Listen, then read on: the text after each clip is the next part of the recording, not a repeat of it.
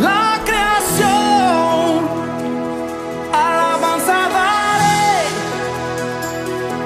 con los redimidos cantaré, cante la creación,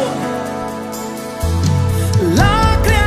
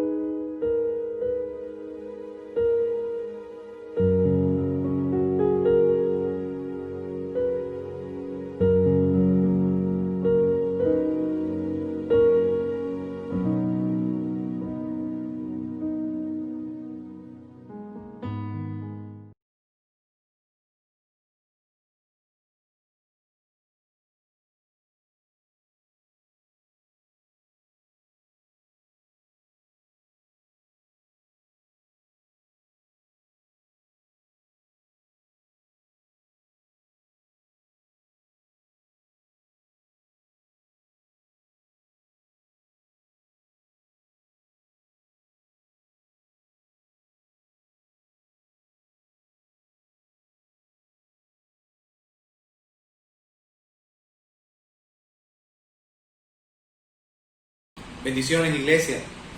Mientras muchos hombres en la antigüedad quisieron ser recordados por monumentos grandes, estatuas y pinturas, nuestro Rey, Maestro, Señor de señores, Jesucristo, Él nos pidió que lo recordáramos con algo tan sencillo como el pan y el vino. El pan, el trigo se consigue en cualquier parte de la tierra, fruto de la tierra, y el vino también. Así que son cosas que podemos encontrar en cualquier lado. Allí donde estás en casa, seguramente puedes tener el pan y el vino contigo, que pueden representar el pan y el vino, y el pan representa su cuerpo y el vino representa la sangre de Cristo derramada por nosotros. Vamos a orar para entrar en el tiempo de la Santa Cena. Señor Jesús, yo te doy gracias por tu sacrificio, por tu cuerpo entregado voluntariamente por cada uno de nosotros.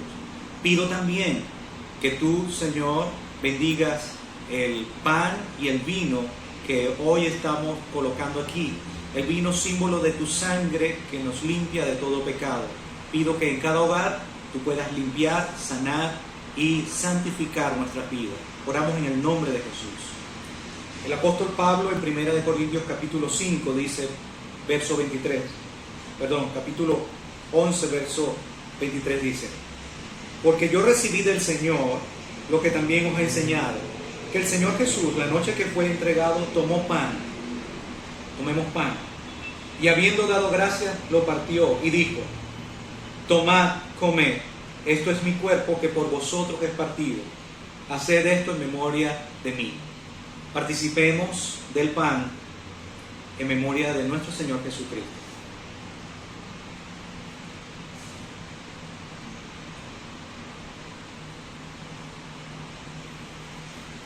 Gracias, Jesús, por tu sacrificio, por tu entrega total. Asimismo, tomó también la copa, después de haber cenado, diciendo: esta copa Es el nuevo pacto en mi sangre. Haced esto todas las veces que la bebieres en memoria de mí. Y vamos a beber la copa del nuevo pacto en memoria de nuestro Señor Jesucristo. Participemos de la copa.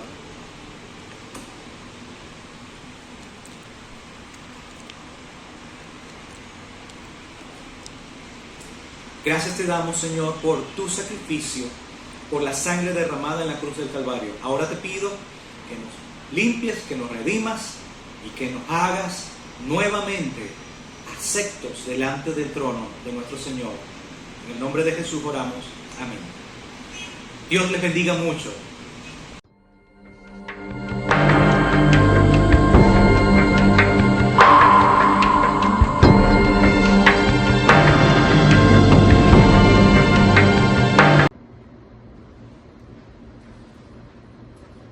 Buenos días, iglesia, Dios les bendiga.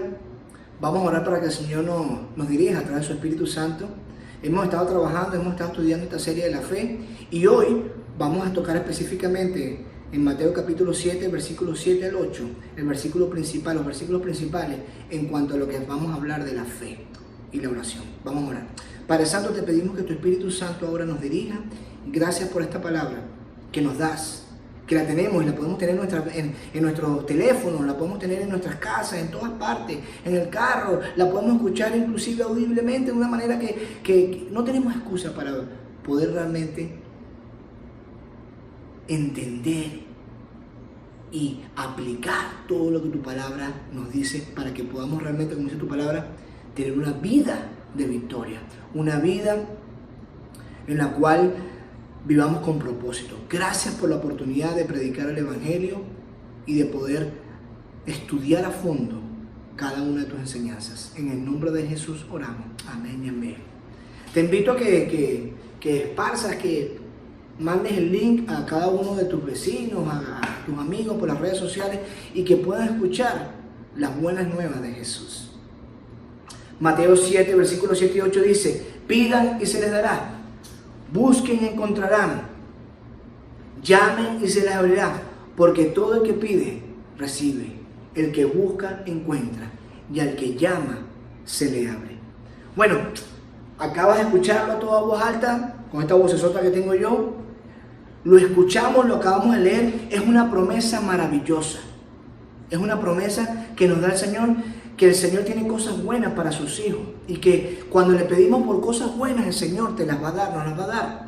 Yo creo que es muy bueno el poder tener una promesa a diaria, que tú salgas a la calle, que tú estés en tu casa, que te enfrentes con una situación y sepas que hay una promesa de parte de Dios. Fíjate que este pasaje que vamos a leer es parte del mismo Sermón del Monte. Se trata básicamente de la efectividad de lo que es la oración, es decir, que Dios realmente es el que está escuchando, es el que te escucha y responde a nuestra oración. Ahora, no es la primera vez en el Sermón del Monte que se habla sobre la oración. En Mateo capítulo 6, un capítulo antes, habla también sobre esto, en lo que es la oración del Señor. Jesús en ese capítulo no nos dice exactamente el por qué tenemos que, cuáles son los regalos buenos, pero sí nos dice por cuáles son las cosas por las cuales tú y yo deberíamos orar, qué tipo de cosas deberíamos estar pidiendo. También nos habla de que no estemos ansiosos por ahí con una carota, sino que estemos activos en todo momento, con propósito, que no andemos ansiosos. Oye, ¿qué vamos a comer? ¿Qué nos vamos a vestir? ¿Cómo vamos a comprar la pan la semana que viene? Que no estemos ansiosos por nada de esto, porque nuestro Padre va a proveer para cada uno de sus hijos. Jesús nos dijo que no nos preocupemos por las cosas del mundo, sino antes bien nos preocupemos por las cosas del reino de Dios. Ahora, ahí en Mateo capítulo 6, un capítulo antes, entre el versículo 25 y el 34, no usa la palabra específicamente de oración, pero sí habla de que Dios está proveyendo por nuestras necesidades, por las tuyas y por las mías. Dios quiere que tengamos confianza, Dios quiere que tengamos seguridad cuando nos acercamos a Él, porque cuando tú y yo nos acercamos a Dios, cosas maravillosas pueden suceder cuando tomamos una iniciativa a través de la fe. ¿Lo crees? Yo lo creo. Entonces, cuando leemos este pasaje el día de hoy acerca de pedir, de buscar, de llamar, tocar, necesitamos leerlo a la luz. ¿Por qué? Porque cuando Jesús originalmente predicó en el Sermón del Monte, Jesús habría dicho este pasaje que vamos a leer, versículo 7, versículo 8, unos minutos antes, después de haber enseñado sobre la oración del Señor. Entonces, vamos a seguir leyendo. Vamos al versículo 9 ahora. Versículo 9, Mateo, versículo 9 del capítulo 7. Dice, ¿quién de ustedes, si su hijo le pide pan, le dará una piedra? Jesús compara a Dios básicamente con un padre humano, un ser humano, ¿no? Y la mayoría de los padres, los seres humanos, incluso los que no son tan malos, de una u otra manera siempre van a querer alimentar a sus hijos. Aunque lo vean una vez al año, alguna vez le van a pasar algo. Van a estar pendientes porque son sus hijos, son su sangre. ¿Qué padre de nosotros, si nuestro hijo nos pide un pedacito de pan, le vamos a dar una piedra? ¿Qué padre de nosotros, si nuestro hijo nos pide un pescadito frito bien sabroso y en la playa, ojalá pudiéramos ir a la playa pronto, le vamos a dar una morena de esa? Una vez yo estaba pescando y me salió una morena casi, me da un infarto. Una morena, una culebra de esa, no una morena, una culebra de esa acuática. ¿Quién de nosotros le da una culebra a un hijo de nosotros? Ninguno. Le damos un pescadito bien sabroso. Vean esto, una piedra en ese momento se parecía, una piedra lisa, se parecía mucho a lo que eran las hojuelas de pan, a lo que era esa hogaza de pan, un rollo de pan en ese momento. Por eso Jesús hace esta descripción. Y cuando habla de una serpiente, en ese momento, en el mar de Galilea, había muchos pescados que tenían esa forma como que si fueran una serpiente. Incluso, aquí, en el versículo 11, dice, vamos a leerlo, pues si ustedes aún siendo malos saben dar cosas buenas a sus hijos, ¿cuánto más su Padre que está en el cielo dará cosas a los que le pidan? Wow. Ahora bien, si los padres malvados, aún hacen esto, ¿qué hay de un Dios todopoderoso? ¿Qué hay de un Dios que es amoroso? ¿Qué hay de un Dios que es perfecto en bondad, que es perfecto en santidad y perfecto en amor? Yo creo que Dios nos dará cosas buenas a quienes de nosotros le pidamos cosas buenas. Y eso tiene mucho sentido cuando miras los versículos 9 y versículos 10. Cosas buenas. Versículo 9 dice, ¿quién de ustedes si su hijo le pide pan le dará una piedra? ¿O si le pide un pescado le dará una serpiente? Entonces podemos ser bastante claros, que nuestro Padre Celestial felizmente, gozosamente, nos dará buenos regalos cuando tú y yo se los pedimos. Pero por el otro lado, Él no nos va a dar malos regalos que nos van a afectar a nuestro futuro o que nos afecten ahora en este momento. Entonces, ¿cuál es la siguiente pregunta? ¿Qué es un buen regalo? ¿Qué es un buen regalo para Dios? Porque aparte del pan y del pescado, nuestros pocos versículos aquí nos describen, no nos dicen qué es lo que realmente es un buen regalo. Y esto debido a esto hay tanta especulación hoy en día en cuanto a la doctrina sobre cuáles son los buenos regalos de parte de Dios. Pero aunque en estos versículos que estamos viendo el día de hoy no nos dicen exactamente cuáles son las cosas buenas que tú y yo tenemos que pedir, el Sermón del Monte en todo su contexto, desde el capítulo 6, desde ahí en adelante, definitivamente nos dice de una manera perfecta. Te lo voy a poner como tarea para que lo leas esta noche. Se encuentra el capítulo 6 y se llama la oración del Señor. Entonces, ¿qué estoy diciendo con esto? Estoy diciendo exactamente esto. Jesús ya nos dijo exactamente a través de su palabra, nos lo dijo anterior, unos versículos antes de lo que estamos estudiando el día de hoy, qué es lo que tú y yo deberíamos pedir. Exactamente. Y lo que Jesús está diciendo es que cuando tú y yo pedimos y buscamos esas cosas que Él ya nos dijo que pidiéramos, entonces Él nos los va a dar. ¿Cuántos dicen amén? Mientras buscamos las cosas de Dios, de primero, el reino, su justicia, Dios va a suplir nuestras necesidades. No nuestros propios deseos, no nuestras propias ambiciones, sino su justicia, el reino de Dios. Hoy tenemos una promesa maravillosa. Tenemos una promesa que nos va a ayudar cada día que salgamos a la calle a buscar regalos buenos. Él dice que pidamos, que busquemos, y entonces seguro Él nos los va a dar.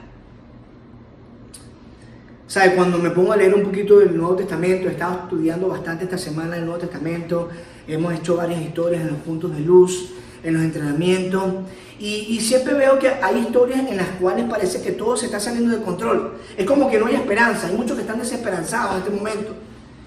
Y cuando me pongo a leer y tengo mi tiempo devocional, veo muchas historias que nos narra Jesús o que nos narran los evangelios, que ponen a las personas desesperadas.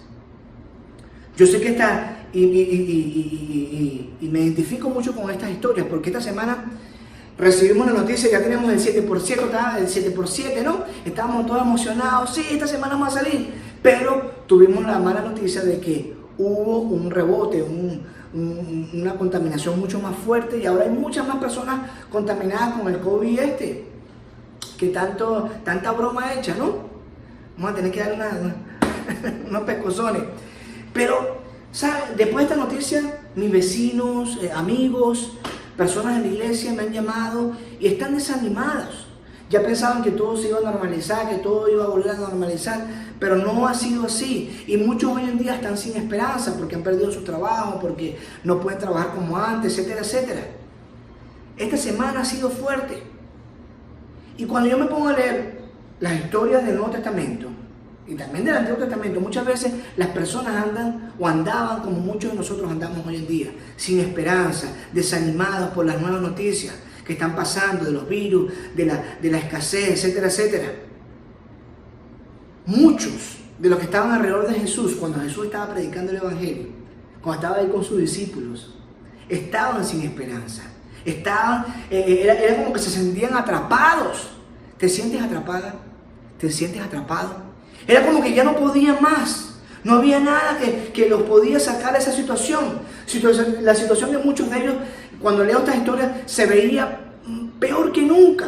¿Cómo se ve tu situación hoy en día? Ahora, en muchas de estas historias, Jesús mostró una y otra vez que Él era más poderoso que cualquier demonio, que Él era más poderoso que cualquier enfermedad y que Él es más poderoso inclusive que la misma muerte. Amén. O sea, cuando tú y yo estamos abrumados y estamos en plena batalla espiritual y estamos dándonos, ¿verdad? Estamos en tremenda batalla espiritual. Quiero pedirte y quiero pedirte, tú quieres pedirle a Jesús que se acerque a ti. Cuando tú estás luchando en contra de una enfermedad está abatiendo tu cuerpo, ahí es donde tú tienes que ir a los pies de Jesús. Cuando estás enfrentándote a la misma muerte, cuando uno de tus seres queridos quizás lo perdiste. El pastor Alén estuvo hablando la semana pasada un poquito sobre esto. Quizás perdiste un ser querido que tanto quería. Ahí es cuando tú tienes que acercarte más a Jesús y pedirle a Jesús, porque Jesús es tu esperanza, es mi esperanza. Él te va a dar la base, Él te va a dar los recursos para que tú puedas navegar en medio de la tormenta, a través de la experiencia que estamos experimentando hoy en día, a través de la pandemia. Tú vas a poder navegar sobre esas olas tan grandes. En esta pandemia tú vas a poder navegar y el Señor te va a proporcionar la victoria final, porque Él al final nos lo va a dar a través de lo que es la resurrección. ¿Lo crees? Amén. Esa es la esperanza eterna que tengamos y que tenemos cada uno de nosotros. Una y otra vez en el Nuevo Testamento Jesús hace milagros una y otra vez para las personas que estaban aún sin esperanza. El día de hoy tengo 3 punticos para ti. 3 punticos para ti. Número 1. A Jesús tú le importas demasiado.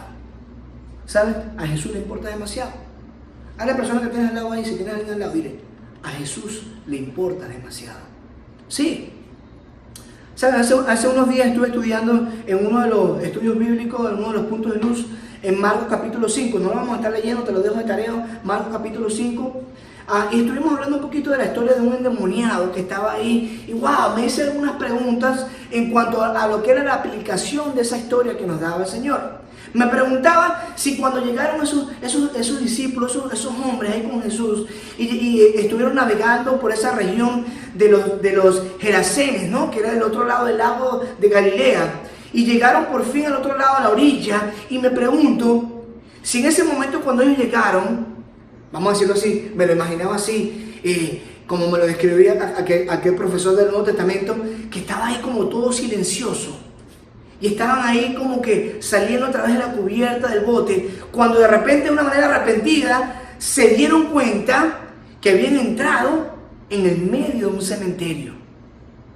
No sé cuántos de ustedes les gusta ir al cementerio, y sobre todo si de repente está lleno de neblina. No es un lugar así que quizás nos sentiríamos muy cómodos, ¿no? Y mientras estaba estudiando esta historia, me sentí identificado con cada uno de ellos. Porque quizás en ese momento ellos estaban asustados. Estaban con neblina, quizás estaban nerviosos. Y de repente, en el medio de que ya había quizás una poca visualización, escuchan un grito agudo. Una voz de un hombre que estaba poseído por demonios, corriendo entre las tumbas, que se acercaba a ellos con unos ojos así desorbitados, maquiavélicos, amenazantes. Y este hombre, cuenta la historia, que era un hombre salvaje, totalmente, que estaba sin ropa, estaba desnudo, estaba sucio, estaba descuidado, lleno, tenía sangre, heridas, mayugados porque él mismo se mutilaba, ¿no? Y su único adorno eran quizás unos pedazos de cuerda que tenían, cadenas, grilletes que la gente lo quería amarrar, lo cual la gente del pueblo quizás habían fallado en poder hacerlo para poder someterlo porque tenía demasiada fuerza, una fuerza sobrenatural. ¡Wow! Entonces, la gente del pueblo estaba aterrorizada de ese hombre, desnudo, sucio, con mucha fuerza, lunático. La gente se mantenía lejos de ese hombre. Sin embargo, yo me imaginaba que de repente, no sé, cuando iban las familias, iban a enterrar a una persona que le había muerto, de repente el abuelito se había ido con el Señor y lo estaban enterrando. Yo me imagino que de repente estaban orando ahí: Señor, gracias por la vida de Marco, que se fue ya, mi abuelito, y de repente, ¡wow! Salía la voz, salía ese hombre dentro de las tumbas y les caía encima. Imagínense cómo sería eso. Yo creo que la vida de este hombre, yo viéndolo un poquito más serio, la vida de este hombre estaba completamente bajo control de la maldad. Estaba arruinada. No había más productividad en su vida. No había ningún tipo de amistad significativa, ninguna persona que lo abrazara, que le diera la mano, con que pudiera tener una conversación. Él no podía apreciar de las bendiciones que tenemos hoy en día nosotros aquí en la vida, porque tenemos muchas bendiciones. Solamente te asomas, yo aquí en mi casa y veo el Ávila, y solamente con verlo sé que es una bendición de parte de Dios. Él no tenía nada de eso porque no podía concentrarse, estaba endemoniado, no tenía más una familia que lo quisiera, no tenía una dignidad, no tenía ropa, solamente locura, terror, soledad. Lo tenía Satanás completamente. Pero Jesús intervino en ese momento y arrojó a toda esa legión de demonios que estaban dentro de esos hombres sobre una manada de cerdos que estaba por ahí. Me estaba acordando, cuando estaba estudiando esta historia, de un profesor de la Universidad de las Tierras Bíblicas, ¿no? Y él me estaba explicando, me mostró fotos y diapositivas, porque él siempre iba a la Tierra Santa para allá, y yo con esa envidia de querer ir, siempre hacía viajes exploratorios para allá, pero yo no tenía nunca dinero para comprar un pasaje para poder ir a Israel, no podía. Pero él nos contaba y wow, se abrían mis ojos, me emocionaba todo en la clase. Y él nos contaba y nos mostró fotos de que esto no era realmente como un acantilado donde se sumergían y se tiraron de una vez los cochinos que estaban ya poseídos por los demonios del hombre que estaban demoniados, sino más bien esto era como un terraplén, ¿no? Era un terraplén largo y más empinado, donde esos cochinos como que se iban empujando entre los unos a los otros y subían y empezaban a bajar sobre un tramo de tierra, corriendo hacia esa agua, donde poco a poco y caían uno encima del otro, se iban sumergiendo en ese lago. Yo creo que era una escena bastante increíble, ¿no? Era un desastre económico para el dueño de todo eso, para todo el pueblo. Los pastores que estaban contratando, que tenían que cuidar de esos cochinitos, estaban casi que botados, ¿no? Y se fueron corriendo, ¿no? Conmocionados por lo que habían presenciado. Corrieron a la ciudad asegurándose de que todos de que sus jefes supieran que no había sido por culpa de ellos. Los aldeanos corrieron al cementerio para encontrar al hombre que los había aterrorizado. Querían verlo con sus propios ojos, que había sido liberado y que estaba sentado ahí a los pies de Jesús. Hermanos, el poder y la autoridad presente en Jesús era aún más aterrador que ese mismo hombre que había estado poseído por el demonio. No había laureles de alcalde, fiestas, anuncios, ni un apretón de mano para darle a Jesús, ni viterones, no. Solamente un terrible temor hacia Jesús por haber sacado a todos esos demonios. Así que, ¿qué hicieron ellos? Le dijeron: oye, Jesús, por favor, vete de nuestro pueblo. Vete. ¿Qué hizo Jesús? Jesús obedeció. Él sabía que aún ellos no estaban lo suficientemente receptivos para recibir su palabra. Pero le dijo al hombre, a quien le sacó todo ese poco de demonio, anda y ve para tu zona, ve para tu pueblo y cuéntale la historia, testifícale. Jesús desafió la economía por el bien de un alma. Por el bien tuyo, Jesús desafió lo que sea. Está claro que por sus acciones las personas en todo momento, tú y yo, son más importantes que cualquier cosa, que cualquier animal, más importante que cualquier dinero, cualquier ganancia, cualquier negocio, más importante que los medios de comunicación. Y Él te tiene a ti en la mira todos los días. Amén. Así que por eso, número 2, acuérdense de esto, Jesús era tan popular que ni siquiera podía moverse libremente. A donde quiera que él iba, estaba apretado porque la gente quería estar cerca de él. Número 2, Jesús conoce todos los detalles. Jesús conoce todos los detalles. Pidan y se les dará. Busquen y encontrarán. Llamen y se les abrirá. Porque todo el que pide recibe. El que busca encuentra. Al que llama se le abre. Una vez había en estas historias del Nuevo Testamento una mujer que estaba desesperada, se estaba arrastrando donde estaba Jesús en ese momento. Estaba una multitud y no podía cómo entrar en la multitud. Estaba arrastrándose para poder tocar la túnica, un pedacito de la túnica de Jesús, porque ella estaba sangrando por mucho tiempo. Sangraba y sangraba por más de 12 años. ¿Te puedes imaginar eso? Había gastado todos sus ahorros, todos sus churupos, lo había gastado buscando una cura para poder sanarse con los médicos, pero no había nadie que pudiera ayudarla. Ella estaba avergonzada de haber sido descubierta en ese momento, porque estaba ahí sangrando delante de todo el mundo, pero ella no tenía más opciones.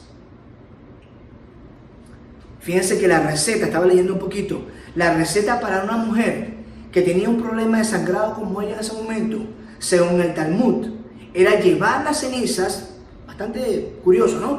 Llevar las cenizas de un huevo de avestruz en una bolsa de lino en el verano, en el calor, y en el invierno hacer lo mismo, solo que en una bolsa de algodón, llevar esas cenizas del huevo de avestruz.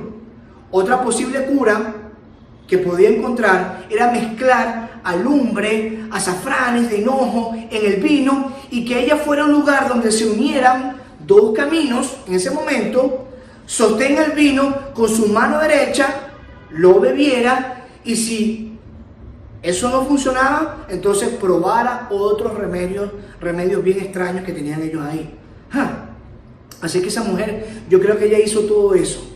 Estaba desesperada hasta que se atrevió a ir a donde Jesús por fe. Repite conmigo, por fe, por fe. Cuando ella escuchó hablar de Jesús, pidan y se les dará, busquen y encontrarán, llamen y se les abrirá, porque todo el que pide recibe, el que busca encuentra, el que llama se le abre. Ahora, de acuerdo con la ley, el sangrado hacia una persona, o sea, ritualmente era completamente impura.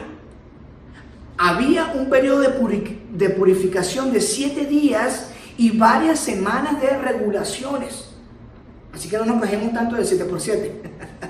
Cualquiera que haya entrado en contacto físico con él o con ella, que haya estado sangrando, era considerado completamente impuro de una vez. ¡Wow! No podías sentarte donde estaba ella, no podías tocar nada de lo que ella había tocado, porque era una persona inmunda, y al estar ella inmunda y haber tocado todo eso, tú te volvías inmundo también. Y cuando esta mujer tocó a Jesús, fue un acto de contaminación. Hablando ahorita de tanto contaminación, ¿no? Fue un acto de contaminación, pero en ese momento sucede todo lo contrario. Ella fue limpiada y sanada completamente. Jesús lo permitió, incluso bendijo a esa mujer a través de su fe. Y al hacerlo, ¿qué hizo él? Él deja claro, él deja una pauta para nosotros las personas. Porque las personas, tú y yo, somos mucho más importantes que cualquier protocolo que haya de aquí en adelante. Y que cada uno de nosotros, que tenemos muchos detalles, porque tenemos muchos detalles de imperfección. Cada día me doy cuenta que, bueno, meto la pata en otra cosa, ¿no? Aún así, con tantos detalles de imperfección, aún así, Jesús le importó y le importa cada uno de ustedes. Y está dispuesto a escucharnos para respondernos. ¿Saben? Rodeando el relato que Jesús había estado sanando a la mujer con esta hemorragia, había un gobernante de la sinagoga que se acercó a Jesús para sanar a su hija en ese momento. Evidentemente, su hija estaba meramente enferma, estaba ya mal. Y Jesús, de una manera amable, porque Jesús es amable, aceptó y se dirigió hacia el hombre, hacia la casa del hombre. Antes de que llegaran los mensajeros de la casa de Jairo, lo recibieron con las malas noticias. Antes de que llegaran los mensajeros, lo recibieron con malas noticias. Y le dijeron, vale, ya no molesten más. Cuando estaban llegando, ya no molesten más, ya está muerta, ya no hay nada que hacer, ya no se puede hacer nada.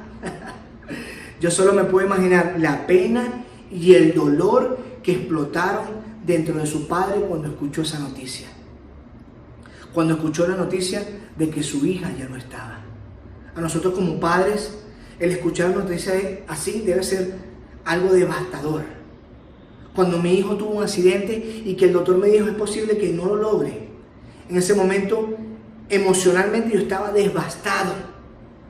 Y Jesús en este momento, quizás él podía haberlo dejado así porque ya la muchachita se había ido. Pero Jesús en ese momento, ¿qué hizo? Desafió el poder de la muerte, levantó a la niña y la llevó hacia la vida para demostrar cuál era la autoridad que él tenía sobre la muerte. Yo creo que esto fue como un anticipo de la esperanza que él da a cada uno de nosotros para los que estamos confiando en el Evangelio, los que confiamos en él día a día. Amén. Juan capítulo 11, versículo 25 dice, Jesús mismo dijo, yo soy la resurrección y la vida. El que cree en mí vivirá aunque muera. Jesús murió por nosotros y resucitó, porque las personas son mucho más importantes que el poder del pecado, que el poder de la muerte. Y esto solo está disponible. Escucha esto solo está disponible en el Señor resucitado que tiene poder sobre la muerte. Amén. Número 3, ya mi último punto, ya para terminar. A Jesús le importas tanto que no te va a pedir un currículum. ¿Sabes? El relato de Jairo que vemos aquí de la muchacha. Jairo que fue interrumpido básicamente por la mujer, porque él estaba ahí buscando a Jesús, pero la mujer también se metió en la historia, ¿no? Que estaba sangrando. Jesús aquí veo que contrarresta el estatus social que tenía Jairo por lo que tenía la mujer, muy bajo, para poder ministrar y bendecir a los dos según la necesidad que tenían ellos. Y todo esto lo puedes leer, ya te dije, en Marcos capítulo 5, para que hagas tu tarea esta semana. Pero es intrigante que el encuentro que tienen en Jesús aquí ayuda a ambas personas, porque ambos estaban buscando de un poder milagroso, de sanidad. Cada uno de ellos de una manera diferente y cada uno de ellos en personalidad y en estatus social completamente diferente, como de la noche al día, ¿no? Para hacer esa comparación. Jairo era un gobernante de la sinagoga que tenía posesión, tenía poder, tenía prestigio, tenía mucho billullo, tenía muchos recursos. Pero la mujer estaba en bancarrota financieramente, estaba marginada, era visto por los demás como inmunda. Realmente estaba desapercibida, nadie le paraba, es como que sale para allá, ¿no? Pero ella entró y salió de la multitud sin que nadie le prestara atención. Ella era invisible para todos, a nadie le importó. Pero Jairo, este hombre tan importante, puso como que una coctelera, ¿no? Una sirena, como si fuera en una emergencia, una ambulancia, las luces, el sonido, para que todo el mundo se diera cuenta, para poder abrir paso, para llevar a Jesús, para llegar a tiempo, para que su hija no muriera en ese momento. Pero Jesús hizo una pausa y se detuvo para ayudar a una mujer que tenía mucha fe. mucha fe. Y aquí casi puedes sentir el pánico, no sé, el pánico que tenía en ese momento Jairo, ¿no? Y que quiere llegar y mi hija se está muriendo y estamos perdiendo tiempo ahí con esta mujer. Jesús, vamos a apurarnos, métele chola, métele turbo, ¿no? Jesús le dio a la mujer que no tenía nada, le dio todo lo que ella podía creer a través de la fe. Al mismo tiempo estaba haciendo que el hombre que tenía todos los recursos, que tenía todas las cosas a su disposición, se redujera, se pusiera chiquito, a la nada, para que realmente él pudiera creer. Ahora, solo puedo especular, pero me imagino que este gobernante de la sinagoga, tener que pedirle a Jesús sanidad, curación, fue una especie de compromiso en ese momento. Se comprometía delante de todas las personas que estaban viéndolo. La mayoría de los líderes religiosos eran completamente anti-Jesús. Buscaban forma de poner a Jesús por abajo, por el piso, en todo momento, para que nadie se acercara a Jesús. Era un movimiento de parte de Jairo demasiado arriesgado y en contra de toda la élite religiosa. Pero él estaba ahí desesperado. Su hija se estaba muriendo. Él no tenía esperanza. Pero Jesús amablemente, porque él es amable nuevamente, aceptó ayudar a Jairo y a su pequeña hija. E incluso después de su muerte, porque ella murió, no llegaron a tiempo, por decirlo así, Jesús vino y la resucitó a la vida. Pidan y se les dará. Busquen y encontrarán. Llamen y se les abrirá. Porque todo el que pide recibe. El que busca encuentra. Y el que llama se le abre. ¿Cuántos dicen amén? Jesús humilló al gobernante de la sinagoga, pero en un contraste, por el otro lado, levantó a una mujer que estaba completamente hundida en la sociedad, en el suelo. Este gobernante había caído humildemente a los pies de Jesús, con una desesperación, con una solicitud muy pero muy seria, y verbalmente muy audaz al pedirlo, mientras que la mujer se iba arrastrando de una manera que nadie la veía por el borde de la prenda de Jesús hasta que pudo tocarlo. Ahí fue que ella fue elogiada públicamente por su fe. Irónicamente, Jesús ahogó, hundió a Jairo al no dejarle contar qué fue lo que sucedió. No lo cuentes. Que la gente crea lo que quiera, pero no lo cuentes.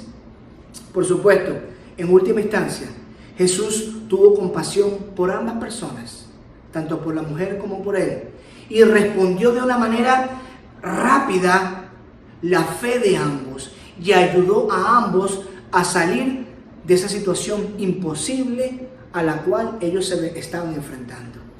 Situaciones de desesperación, situaciones de desánimo. Te pregunto, ¿cuál es la situación en la cual te encuentras el día de hoy? Cuando tu vida está fuera de control, cuando tu vida está completamente como que no ves más hacia allá, cuando el mal siente que te está esclavizando y que te está llevando por el lugar incorrecto, cuando el pecado ha arruinado tu matrimonio, tu vida, tu trabajo, cuando tú estás desesperado y solamente estás tratando de tocar la prenda de Jesús, cuando no hay ningún tipo de cura, que dice el médico, cuando necesitas que Jesús venga a tu casa, a tu hogar, a tu habitación, cuando necesitas una resurrección, cuando se pierde toda esperanza en medio de una pandemia mundial, te quiero pedir que hoy tú pongas tu confianza en Jesús, porque Él es nuestra esperanza, es tu esperanza. Él proporcionará una base de esperanza sobre la cual cada uno de nosotros vamos a poder construir nuestras vidas y enfrentar a todo lo que nos venga de aquí en adelante. Padre Santo, gracias Señor por tu palabra, por tu Espíritu Santo. Gracias Señor por cada uno de los ejemplos que nos has dado a través de tu palabra. Gracias Señor por esta promesa, por Mateo 7 y 8, Señor. Gracias por el Sermón del Monte, un capítulo anterior. Gracias, Señor, por tu promesa, Señor, de darnos la oportunidad de tener una esperanza genuina aquí en la tierra. Gracias, Señor, por tu amor y por mandar a tu único Hijo Jesús a morir en la cruz por cada uno de nosotros. En el nombre de Jesús oramos. Amén y amén. Ánimo, iglesia. Ánimo, hermana. Ánimo, que el Señor está con nosotros. Que Dios te bendiga. Dios la bendiga.